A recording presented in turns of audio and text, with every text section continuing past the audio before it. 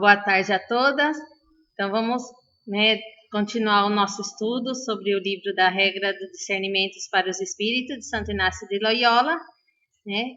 Vamos rezar uma Ave Maria, Nossa Senhora, para que nos ilumine, para que nos ajude, para que realmente abra os nossos corações, para entender cada vez mais a vontade de Deus na nossa vida. Ave Maria, cheia de graça, o Senhor é convosco. Bendita sois vós entre as mulheres, e bendito é o fruto do vosso ventre, Jesus. Santa Maria, Mãe de Deus, rogai por nós, pecadores, agora e na hora de nossa morte. Amém. Glória ao Pai, ao Filho e ao Espírito Santo, como era no princípio, agora e sempre. Amém. Na última pregação que nós tivemos domingo passado, nós tivemos vendo, sobre a 13ª regra do discernimento. Então, vamos continuar esse capítulo que a gente só viu, um pouquinho, o começo dele, da 13ª regra. Então, vamos continuar, que nós estamos falando sobre a astúcia do demônio para fazer que realmente entendamos errado a vontade de Deus em nossa vida, principalmente fazendo a gente ter sentimentos, desejos que vão contra a vontade, contra a moral de Deus, e depois para quê? Como é o jogo sujo do encardido, Primeiro faz a pessoa pecar e depois esfrega o pecado na cara da pessoa para que essa pessoa se desespere, perca a esperança e realmente acabe fazendo besteira na vida, Então, vamos continuar dentro desse capítulo que a gente tinha começado. Então, vou ler até de novo, a regra, para que a gente possa entender direito, recordar direito, ou melhor, não viu a outra pregação do domingo passado, que tá, todas as pregações desde o começo, tá lá no nosso canal do YouTube, tá desde a primeira pregação de quando a gente começou, Então, aqui tá a 13ª regra, que é a número 326. Também age como um sedutor em querer ficar oculto e não ser descoberto. Pois o homem corrupto, quando solicita por palavras para um fim mau a filha de um pai honrado ou a mulher de um bom marido, quer que suas palavras e insinuações fiquem em segredo. Ao contrário, muito se descontenta quando a filha revela ao pai ou à mulher, ao marido, suas palavras sedutoras e intenção depravada, pois facilmente conclui que não poderá levar a termo o empreendimento começado. Da mesma forma, quando o inimigo da natureza humana apresenta suas astúcias e insinuações à alma justa, quer e deseja que sejam recebidas e guardadas em segredo. Mas quando a pessoa tentada as descobre a seu bom confessor ou a outra pessoa espiritual que conheça seus enganos e malícias, isso lhe causa grande pesar, porque conclui que não poderá realizar o mal que começara, uma vez que foram descobertas seus enganos evidentes. Isso realmente é um fato que se acontece em todos os vocacionados, ou seja, para a vida religiosa, para a vida sacerdotal, ou para a mesma vida matrimonial, que é um jogo do demônio. Como sempre Santo Inácio era um militar, era um grande soldado, então em todos os seus exercícios espirituais, ele tem essa ênfase como uma batalha, como um jogo. E fala assim, o diabo ele gosta de jogar. Então, o que o diabo faz? Ele, por exemplo, põe uma tentação na pessoa, mas faz que aquela pessoa se feche nela, se feche dentro daquela tentação. Então, a partir do momento que a pessoa se fecha na sua tentação, que ela não fale para ninguém, Vamos supor, eu tô com uma tentação, vamos supor, uma menina que está no convento. Está fazendo discernimento vocacional. E ela tem a tentação de ir embora, de deixar tudo, mas ela não sabe nem por que ela quer ir embora. Nem por quê. Mas ela fala, não, se eu falar para minha formadora, aí ela vai ir mesmo que ela vai mandar eu embora, eu não vou falar, e começa. Isso tudo é um jogo do demônio, que faz que a pessoa fique angustiada, que a pessoa fique sem paz, que a pessoa ela viva já um inferno interior, né? E ele faz de tudo para quê? Para que essa pessoa não conte para ninguém, né?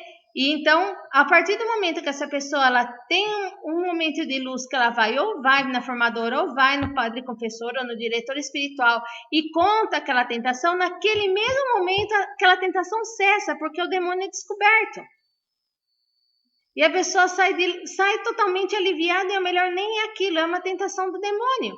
Melhor nem a menina realmente tem vocação, ela tá feliz, mas o demônio que faz todo aquele jogo para a pessoa falar, não é isso que eu quero, mas eu não vou contar, eu não quero contar.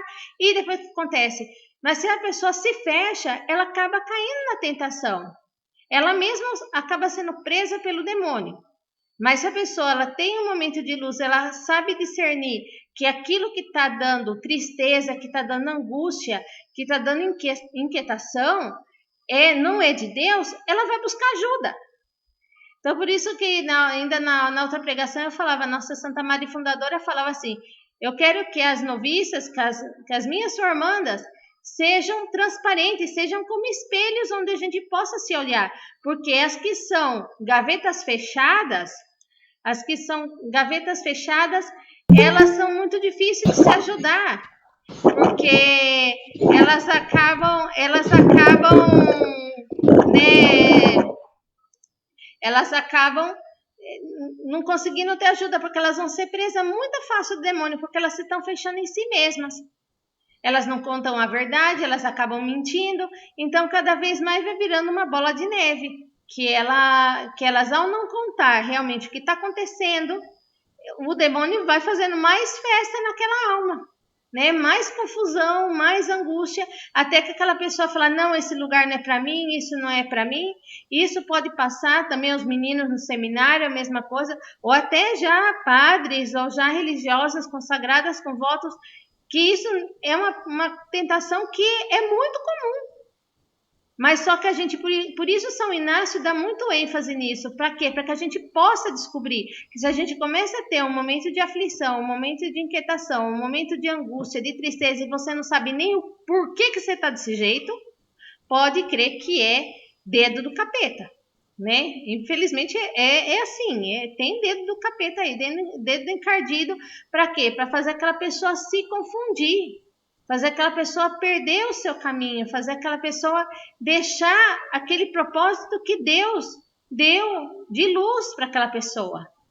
Então a pessoa cada vez mais ela vai ficar confundida, cada vez mais ela vai ficar inquieta, vai ficar sem direção. E é isso justamente que um cardido quer, que a pessoa fique inquieta, fique sem direção, fique sem esperança, para ela acabar de desistir do caminho que Deus chamou. Aí fala assim, ó, se esta alma revela tudo a um confessor ilustrado. Ressaltamos o epíteto porque, em nossos dias, sobretudo, pode-se encontrar confessores que não entendam nada de direção de almas. Esse é outro ponto, né?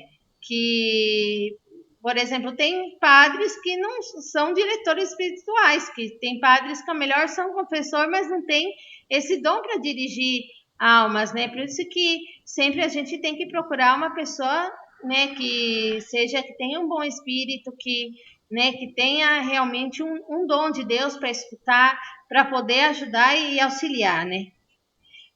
Outros abusam de seu papel. São Paulo já se queixava disso a Timóteo.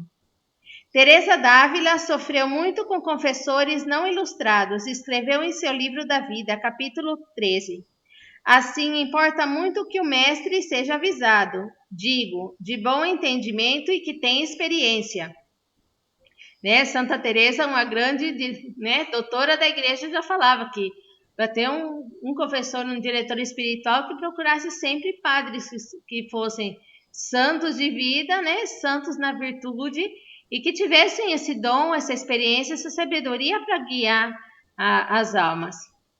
Se com isso tem letras, é grandíssima coisa. Isso segue de Santa Teresa. Digo que para se render uma alma a estar de todo sujeita a um só mestre, erra muito se não procurar que seja tal como fica dito. Santa Joana de Chantal se viu muito confusa por um complicado confessor capuchinho que a incentivou a fazer votos excêntricos e até proibidos. Deixou-a aterrorizada. Afortunadamente, um dia Joana encontrou com São Francisco de Sales. O nome do bispo de Genebra era conhecido, fora enviado pelo Duque de Saboia como embaixador ante Henrique IV, e ao passar por Dijon, o presidente do parlamento, o senhor Fremiot, visitou o bispo. No ano seguinte, o santo foi convidado a pregar a quaresma em Dijon. A senhora Fremiot, viúva de Chantal, filha do presidente, foi passar essa quaresma em casa de seu pai para aproveitar os ensinamentos do santo pregador. Teve assim ocasião de abrir-lhe o coração. Monsenhor, tenho um confessor que não quer que eu consulte com nenhum outro. Cometeria pecado mortal se falasse com o Senhor? Vamos, fale, não tenhas medo. Pois ele me fez fazer o voto de nunca dirigir-me a outro sacerdote. Não quer que faça nada sem antes dizer a ele, sem lhe pedir permissão. Disse-me que se oculto a outro, cometo um pecado mortal. Faço mal em lhe dizer? Não, fique tranquila, continue. Por último, sorrindo-lhe, São Francisco de Sales lhe disse: mande seu confessor passear, ele não entende nada. Que grande São Francisco, um grande santo, né? Falou que é verdade, que nenhum padre pode falar, não, você só vai confessar comigo, você tem que fazer o que eu mandar. Não é assim. Então, por isso que quando a gente está num caminho espiritual, a gente tem que realmente procurar pessoas que possam realmente ajudar, que possam compreender, né? Que sejam experimentados na doutrina, experimentados principalmente no espiritual, que realmente possam entender. Por isso mesmo, nós, nas nossas casas de formação, a gente sempre procura ter 2 ou 3 confessores, porque assim cada uma escolhe o confessor que, né, mais se conecte, mais realmente sinta essa ajuda, mas tem essa liberdade de escolher, que não somos obrigadas a confessar com um confessor porque tem, né? Que isso a gente sempre teve muito livre da gente escolher os nossos confessores, escolher os nossos diretores espirituais, né? Porque cada alma, né, vê o que necessita, realmente Deus vai iluminando o que necessite. Então, por isso também sempre se procura nas casas de formação ter realmente padres, né, experimentados na fé, na santidade, na doutrina, que realmente possa ajudar e entender, né, as formandas, para que realmente possa ter uma formação eficaz, um discernimento eficaz da sua vocação, né. Então, por isso é muito importante também, né, que se a gente está confessando com um padre, vamos supor, e a pessoa não está sentindo paz, não está assim, né, que tenha toda a liberdade de, né, tentar pedir a Deus iluminar para conseguir um padre, realmente um confessor que possa realmente ajudar a esclarecer suas dúvidas e iluminar, né, o seu caminho.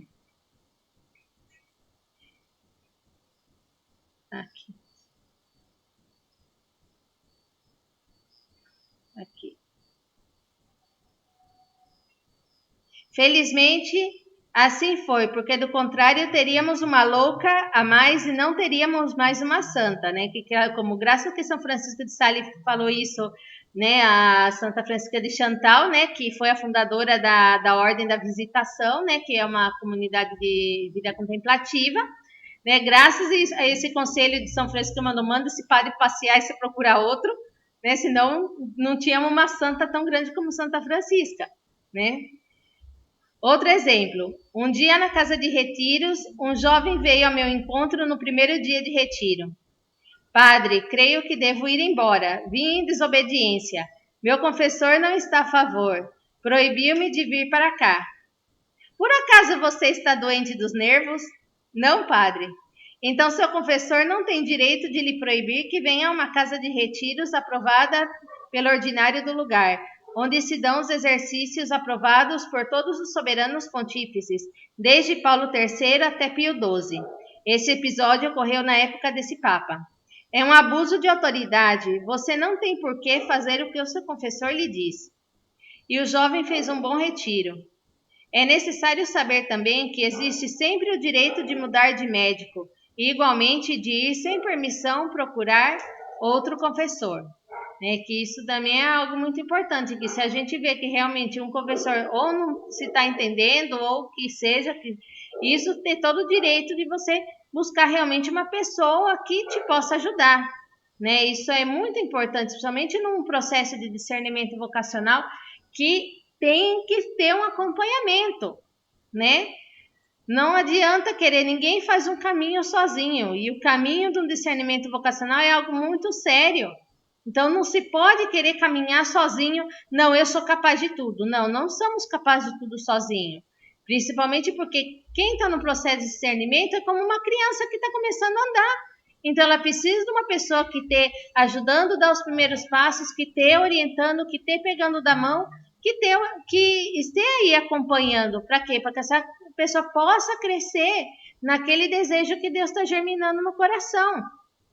Então, por isso é muito importante a gente estar rodeado de pessoas que realmente possam ajudar, realmente possam nos dar exemplo, realmente nos possa a levar e a conseguir caminhar e correr nesse caminho, né? Isso é muito, muito importante.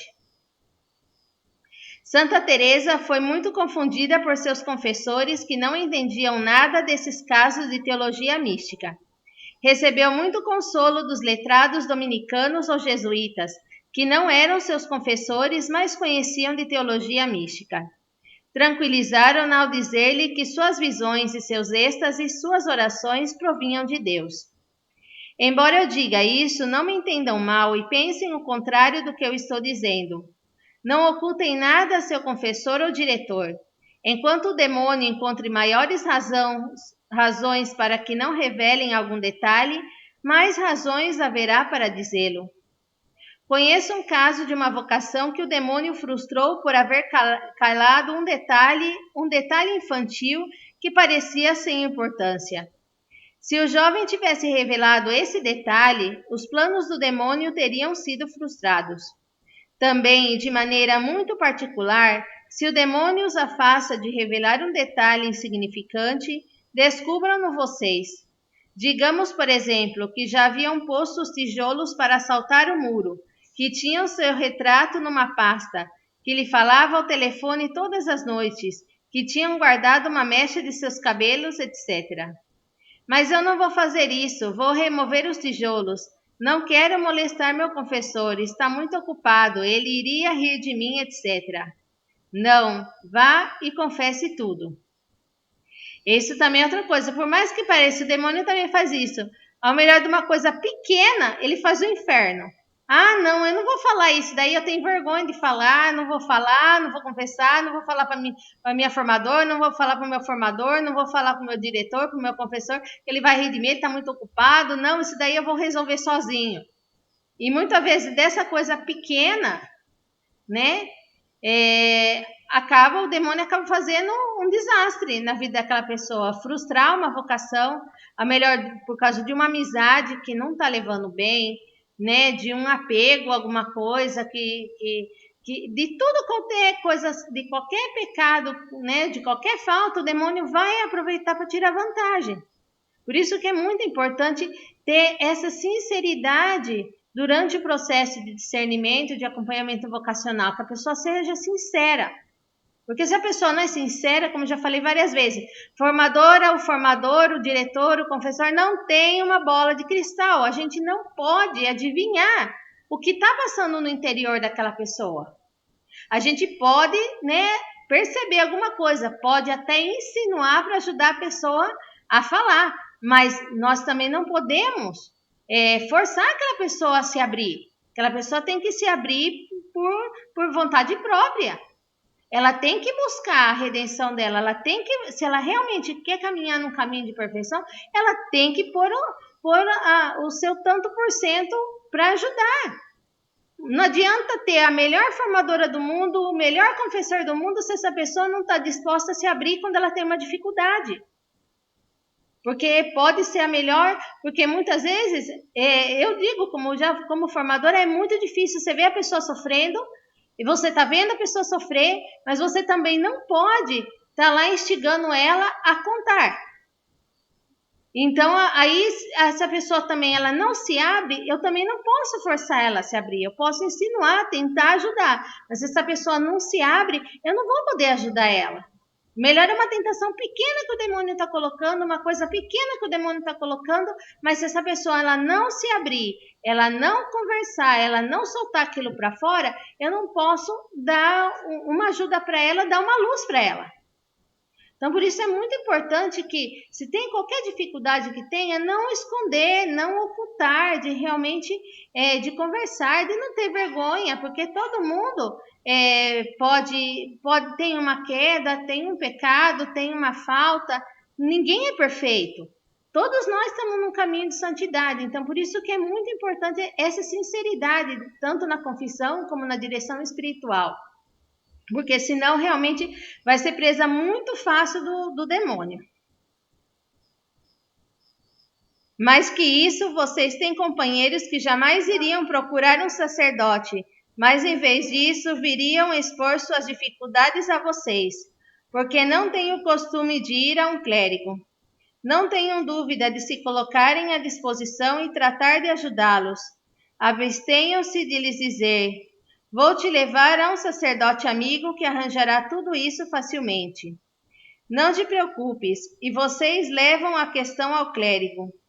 Não esquecer nunca que o primeiro diretor de consciência de uma esposa é seu marido. São Paulo disse: as mulheres guardem silêncio nas assembleias e, se desejam consultar algo, perguntem a seus maridos em casa. Essas mulheres que são obstinadas e insuportáveis com seus maridos privam-se de muitas graças, ou mesmo se elas vão comungar todas as manhãs e passam 1 hora no confessionário cada semana. Pelo contrário, quantos esposos e esposas se ajudam mutuamente, rezam juntos e se consultam nos casos de escrúpulo e casos de consciência. Contudo, os exercícios espirituais se fazem melhor por separados, a sós com Deus. O intercâmbio indispensável entre esposos deve-se fazer não durante o retiro. Isto é um erro, mas depois no lar. Quantas mulheres e quantos homens são convertidos por seu parceiro? Mas repito, depois do retiro. Se não for assim, o retiro corre o risco de ser interrompido ou transformar-se em lua de mel. Conservemos o costume de descobrir nossas tentações. Não é necessário pecar primeiro para falar com seu diretor, se tem a possibilidade de encontrar um como antes mencionado, ou ao menos com seu confessor habitual. Às vezes, somente o ato de revelar a tentação afugenta ao tentador e seus embustes. Isso daí é muito importante, como eu falava assim, que, por exemplo, eu falava isso no caso do matrimônio dos casais, um ser o confidente do outro e um ajudar o outro na sua caminhada, Nós, na vida religiosa, temos as nossas superiores, então, da gente nunca caminhar de costas para os nossos superiores, Da gente contar com eles, se tem alguma dificuldade, contar, a gente tem alguma inquietude, contar, se abrir, que fazem o papel de Deus dentro da comunidade, de uma ordem superior dentro da comunidade ou com o confessor. E como São Inácio ressalta muito isso, se tem uma tentação, pelo ato de você confessar aquela tentação, muitas vezes acaba.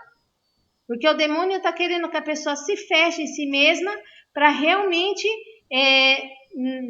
ele continuar fazendo o inferno dentro dessa alma.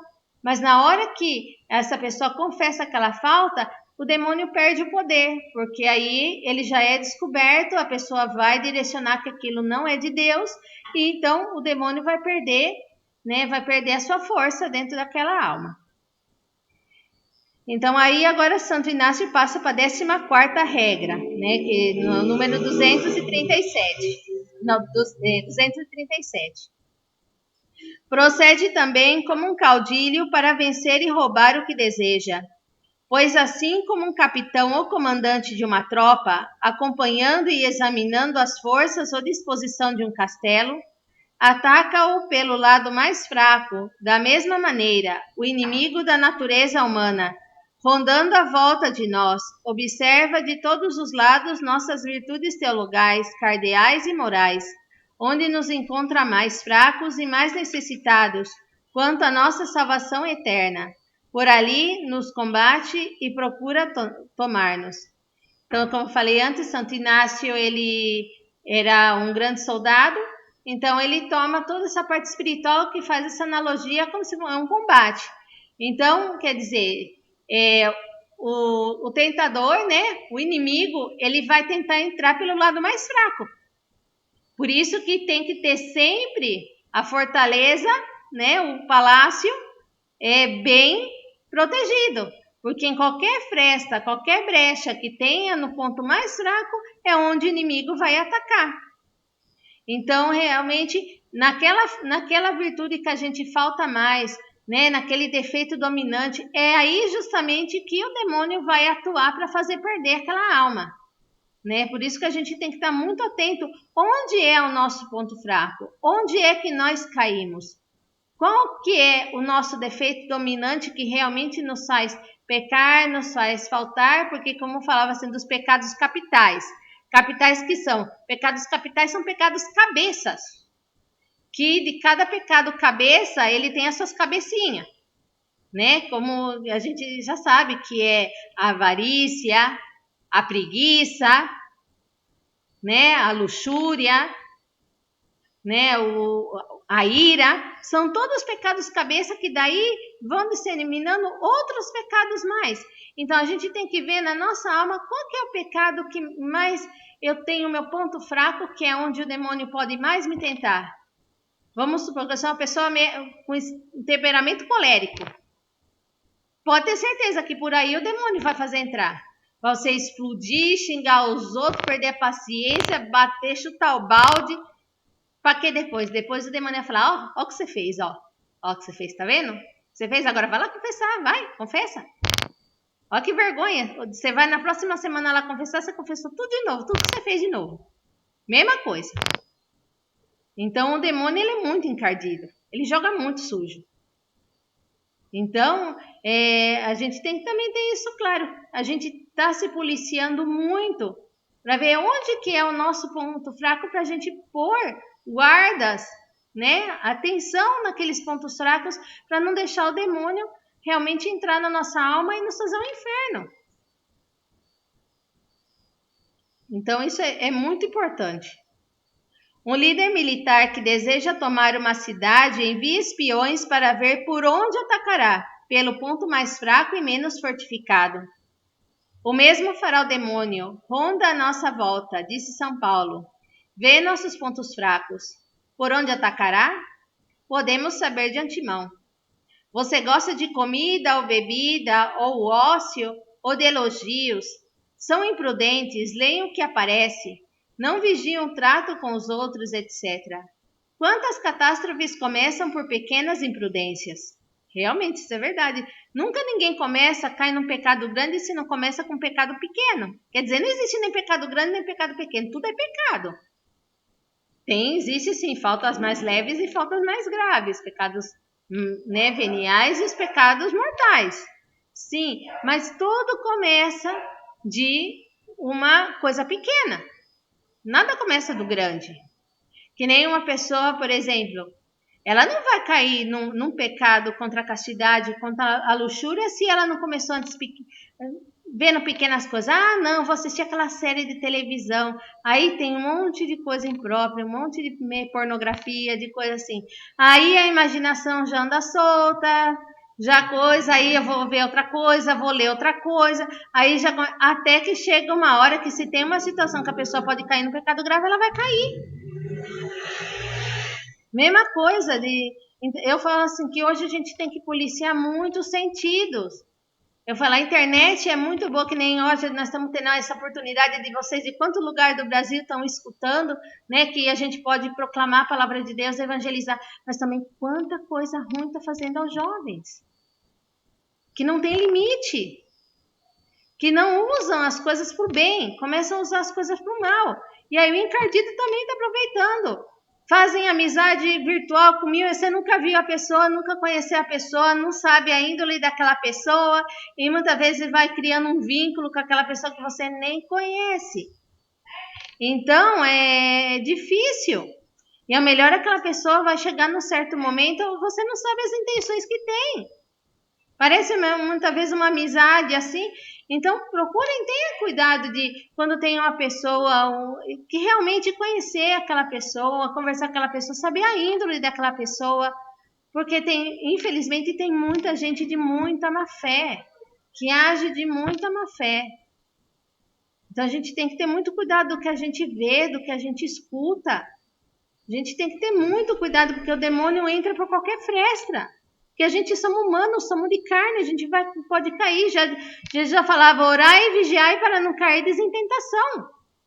E aí, Santo Inácio, nessa regra, nos diz isso, orai e vigiai. Ser como um soldado que tem guardando o seu palácio, sua fortaleza, que é a sua alma. Porque o demônio, ele vai tentar onde você menos esperar, ele vai tentar. Aí, quando já fazer o estrago, já não tem mais jeito, né? Eu falo assim, eu tenho muita dó que quantas vocações perdidas. Quantas vocações não só religiosas, mas vocações matrimoniais ou vocações sacerdotais que se perderam porque muitas vezes não souberam se policiar e não buscaram uma ajuda quando precisavam, né? Não tiveram uma ajuda para fazer um discernimento e acabaram desistindo de tudo, ou tiveram uma má experiência numa congregação ou num seminário e depois já se revoltaram, né? A gente vê, eu nesses 10 anos que trabalho com a formação, infelizmente me deu muita pena de ver muitas vocações perdidas que realmente eram boas vocações, mas se perderam pela desobediência, se perderam por não buscar uma ajuda. A Ingrid está aqui, mano, o conselho... Peraí, deixa eu ver aqui a pergunta da Ingrid aqui. Irmã, qual conselho daria para uma jovem que está no discernimento vocacional para a vida religiosa e tem dificuldade com a luxúria? Então, isso daí é algo assim muito delicado, né? O conselho maior seria isso de fugir dessas ocasiões, de ser forte. Quer dizer, vou fugir de conversas que me possa levar a isso. Vou fugir né? Tem hora que a gente não se achar covarde por fugir. Conta-se que São Bernardo também teve muitas tentações contra a castidade. E que ele fazia, quando ele tinha tanta tentação, que ele se sentia tão tentado, ele ia num monte de espinho e rolava no espinho. Ou pegavam a disciplina, que é como um flagelo, e disciplinava de rasgar o corpo disso, por quê? Para tentar fugir. Claro que são grandes santos que muitas vezes não somos capazes de imitá-los, mas o que nós temos que ter esse policiamento? De fugir dessas ocasiões. Se eu sei que aquela amiga minha vai falar umas coisas que me vai levar a isso, corto, bloqueia, tira da sua vida. Tem que ter coragem. Se você quer realmente viver, realmente tem um desejo de se consagrar a Deus, sabe que um dos votos é o voto de castidade. Então, uma pessoa que tem um voto de castidade, um ato de luxúria, é um pecado mortal e chega a ser um sacrilégio, porque você fez um voto. Então, isso é algo muito sério, muito delicado. Então, uma vocacionada que tem essas tentações contra a castidade, o que ela tem que fazer? Fugir dessas ocasiões. Eu vou escutar uma música que me vai fazer ter desejos impróprios? Não ouço. Vou ver uma série, vou ver um programa, vou ver uma coisa na televisão, vou ver uma coisa no YouTube, alguma coisa que me faz ter desejos impróprios, eu tenho que cortar. Eu tenho que ter a valentia de cortar. Eu não vou ver aquilo. Eu tenho vontade de fazer aquilo? Faz o contrário.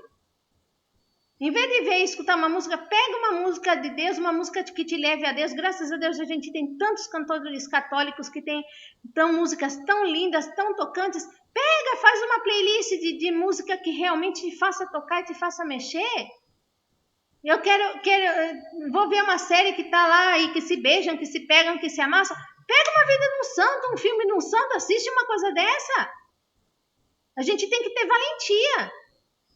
Porque se não sair de nós mesmos, de ter essa valentia, de realmente buscar o contrário, não vai. A gente tem que... Eu falo assim, Deus faz o 99% da obra, mas Ele quer o nosso 1%. Então, a gente tem que dar o nosso 1%, que é o mínimo.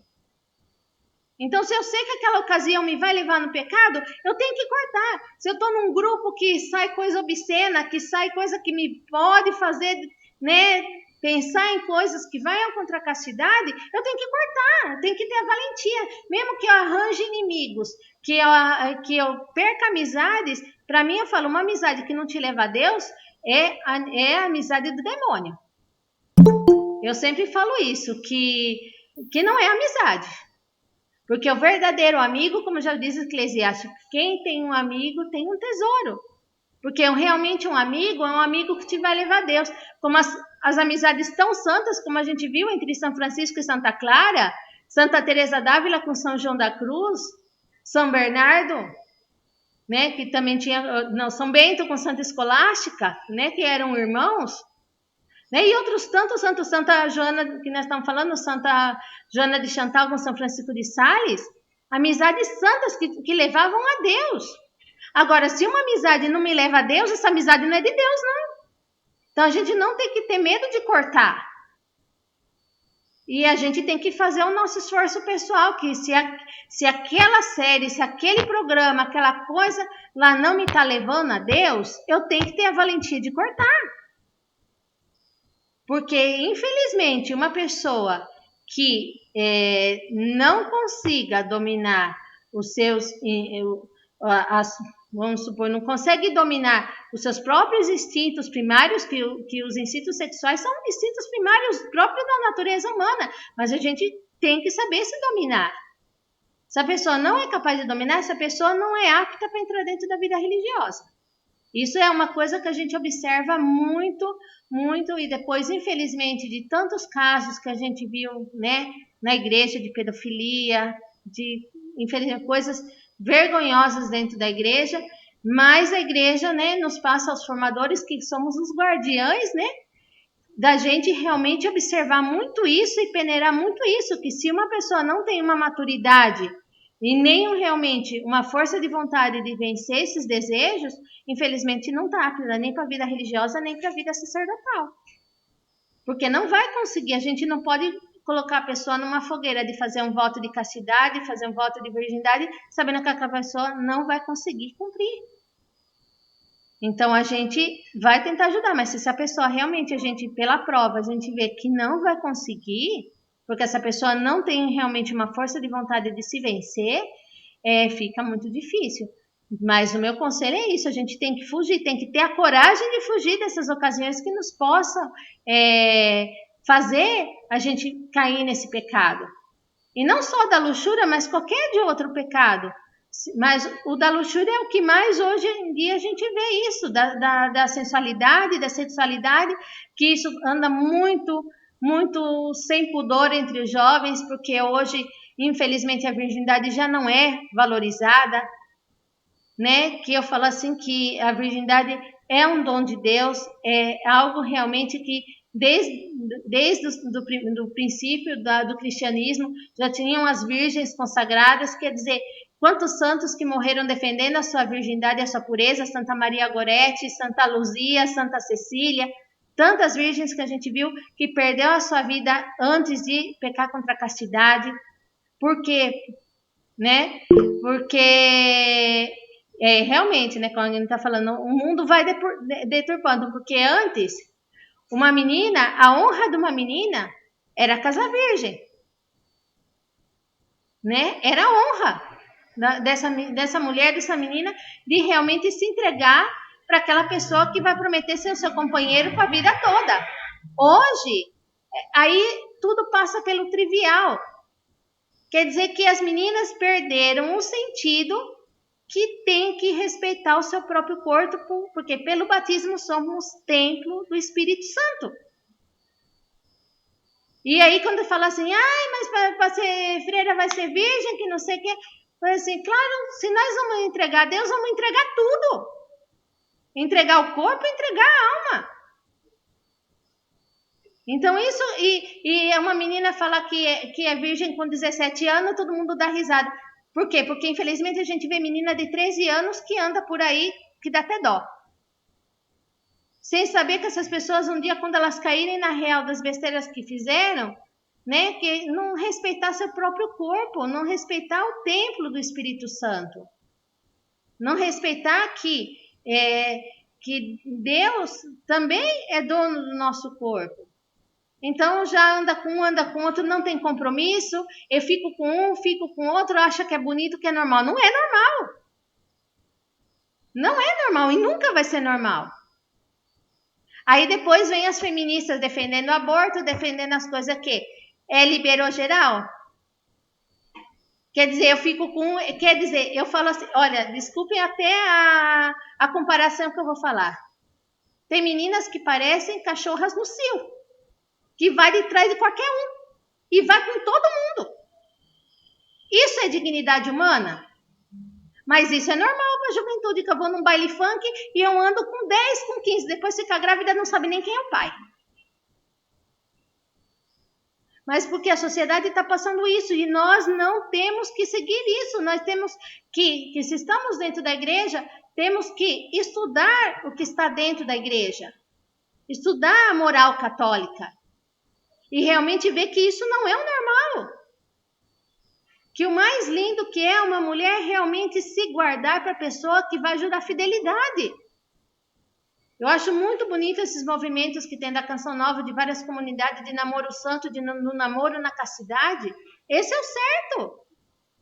Porque eu sempre penso isso. A pessoa tem que te amar pelo que você é, não pelo prazer que você pode dar. Porque quando a pessoa ama você pelo prazer que você pode dar, você se torna objeto.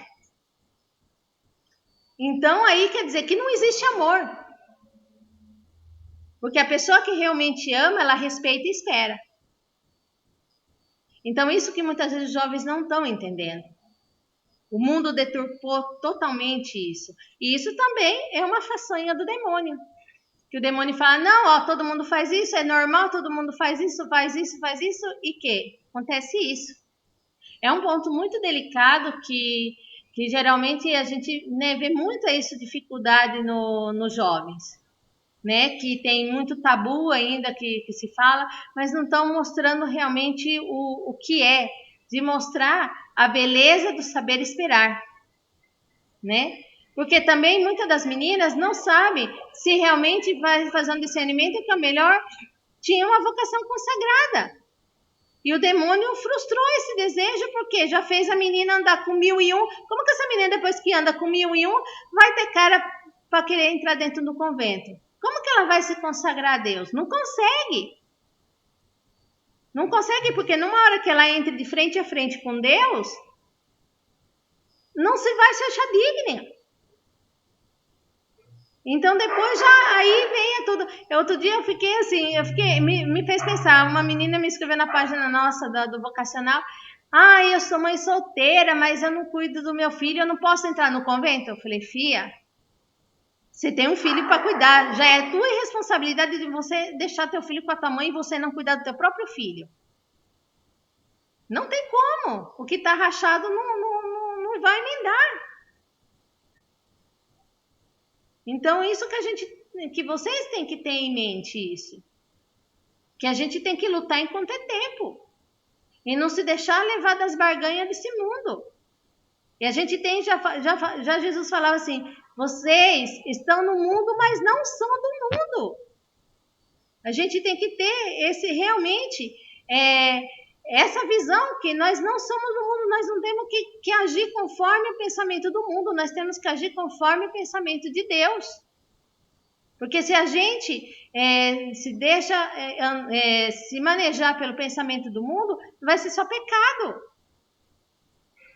Não vai ter muita coisa boa. O mundão aí que já o Satanás anda solto, não tem muita coisa boa que oferecer. Então a gente tem que buscar as coisas do alto, como dizia o Padre Léo. A gente tem que buscar sempre as coisas do alto. E a gente vai buscar as coisas do alto quando realmente a gente queira viver a vida que viveu Jesus. Viver uma vida pobre, uma vida desprendida, uma vida de oração, uma vida de sacrifício, uma vida de pureza, uma vida de obediência ao Pai, à vontade de Deus. Aí sim a gente vai viver os valores do Evangelho. Mas enquanto a gente não ter a valentia de largar as coisas do mundo que realmente não enchem a minha vida, que não me satisfazem o meu interior, não satisfazem a minha alma, fica difícil. Então a gente tem que ter essa valentia para largar essas coisas. Se eu tenho aquela amizade que realmente não me está levando a Deus, eu corto. Que aquela pessoa vai virar a cara para mim, que vire. É mais importante minha alma do que aquela amizade que não me está levando a Deus. Eu gosto de assistir aquele programa lá, eu me deleito assistindo aquele programa. Aquele programa me está dando pensamentos impuros, pensamentos que não me estão levando para outro lado. Não assisto mais. Eu tenho que ter essa valentia. Só que se a gente não tem essa valentia de cortar, o negócio vai indo mais, vai virando uma bola de neve. Aí quando você querer cortar, você já não consegue, já está perdido. Então a gente tem que cortar enquanto é tempo. Isso que Santo Inácio nos está sempre falando, que isso que a gente tem que estar, realmente a gente tem que ter isso presente. Que a gente tem que cortar enquanto é tempo. A gente não pode deixar uma coisa se levando, ah não, é só um pouquinho, e quando já vê, já tá a baderna feita. Então a gente tem que ter isso muito em mente. Se realmente uma quer fazer um discernimento para uma vida religiosa, a primeira coisa que tem que cortar é coisas que me possam fazer faltar a minha pureza, a minha castidade. É a primeira coisa. A primeira coisa que a gente tem que cortar, porque é o pecado que o demônio mais se deleita. Na luxúria e na desobediência. Então, a gente tem que... São os dois pilares que a gente tem que ter. A pureza e a obediência. Pessoa que ela é obediente, ela vai conseguir todas as virtudes. Que pela obediência, ela vai lutar contra esses pecados, contra tudo que não agrade a Deus. Então, se eu sou obediente, o que eu tenho que seguir? Já começando pelos 10 mandamentos da lei de Deus. Muitas vezes a gente só estuda na catequese e esquece de repassar. Mas de fazer um exame, por isso São Inácio, sempre na regra de São Inácio, a gente sempre está fazendo todos os dias o nosso exame de consciência para a gente ver onde a gente está caindo. Porque isso é uma tática que a gente está tendo contra o demônio, da gente se autoexaminar para ver onde eu estou caindo, para mim fortalecer naquele ponto fraco. A gente fortalecer aquele ponto fraco onde o demônio está me tentando.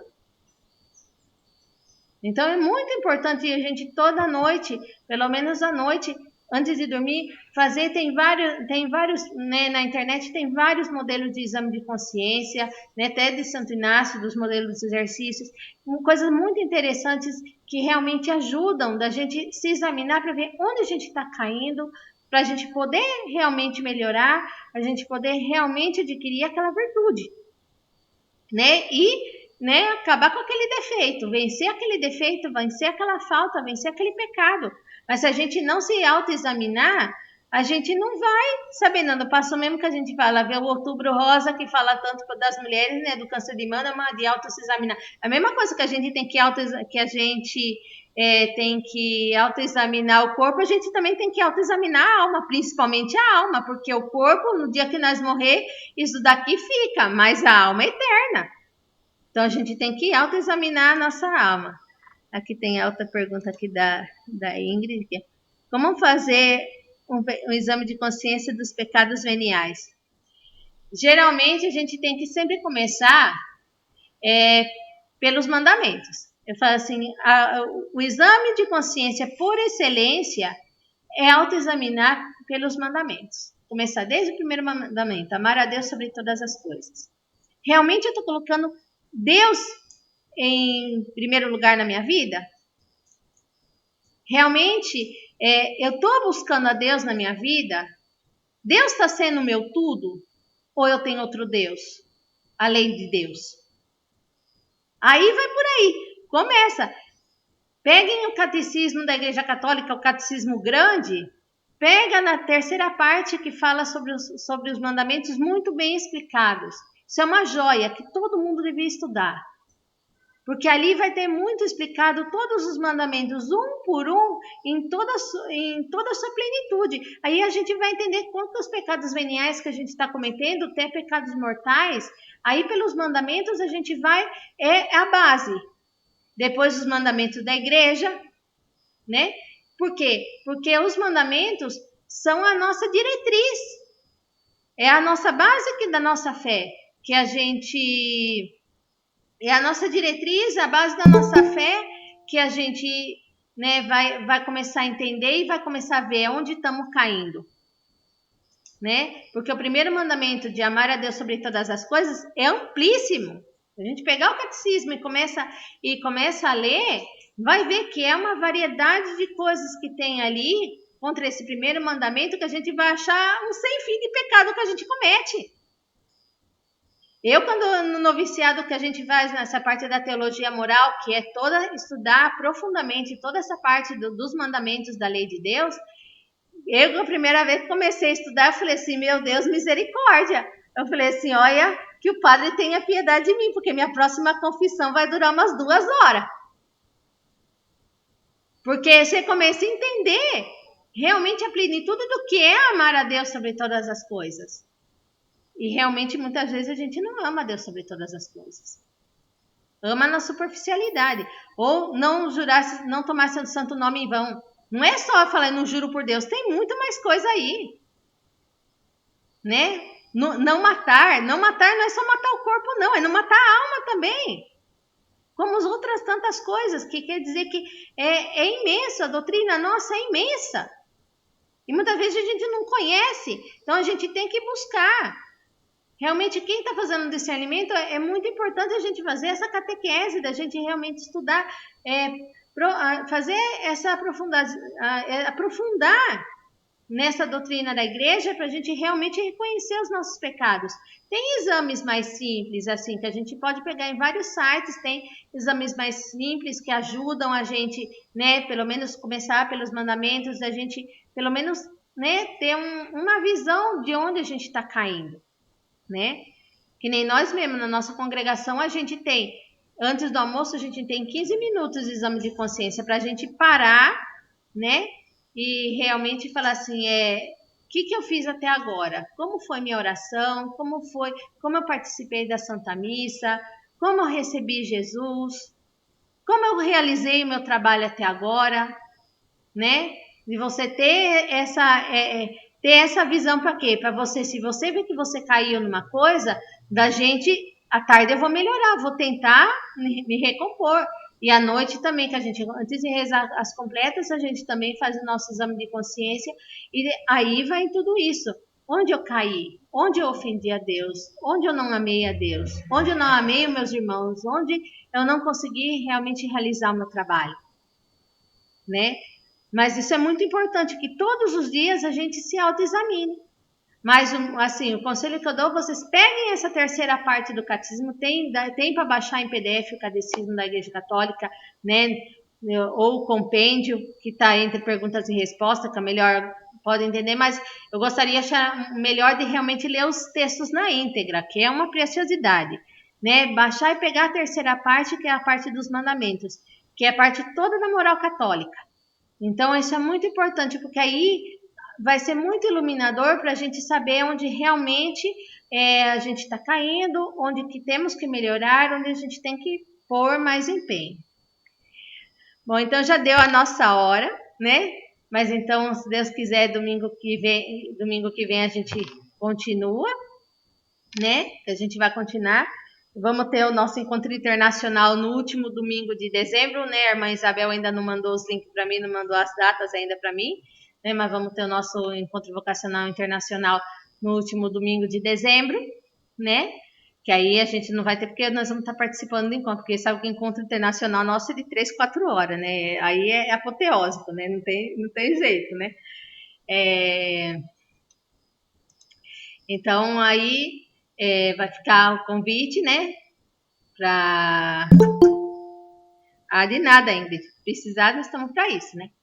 E então, fica o convite para a semana que vem para a gente continuar, né, o estudo, né? Que ainda tem bastante coisa para a gente ver, né? E também, né, para quem não viu desde o começo das pregações, está no nosso canal do YouTube, Aspirantado Santa Teresa Jornet, que está o nosso canal, que tem todas as pregações desde o começo, né, que podem ir vendo, que também vão ir ajudando bastante. Então, vamos rezar uma salve a Nossa Senhora para que ela nos ilumine, ela nos fortaleça e realmente nos faça cada dia como ela, a serva do Senhor, e que se faça sempre a vontade de Deus em nós. Salve, Rainha, Mãe de Misericórdia, vida, doçura e esperança, nossa salve. A vós bradamos, degredados filhos de Eva, a vós suspiramos, gemendo e chorando neste vale de lágrimas. Ea, pois, Senhora, advogada nossa, esses vossos olhos misericordiosos a nós ouvei, e depois desse desterro mostrai-nos a Jesus, bendito é o fruto do vosso ventre. Ó clemente, ó piedosa, ó doce sempre Virgem Maria, rogai por nós, Santa Mãe de Deus, para que sejamos dignos das promessas de Cristo. Amém. Então, um bom e santo final de tarde a todas, que Deus abençoe a todas, né? E eu vou subir depois, estou gravando essa pregação, vou subir no canal, quem não conseguiu ver desde o começo pode depois ir lá no canal assistir, né? E então desejo uma boa semana para todos e até semana que vem, se Deus quiser. Que Deus os abençoe.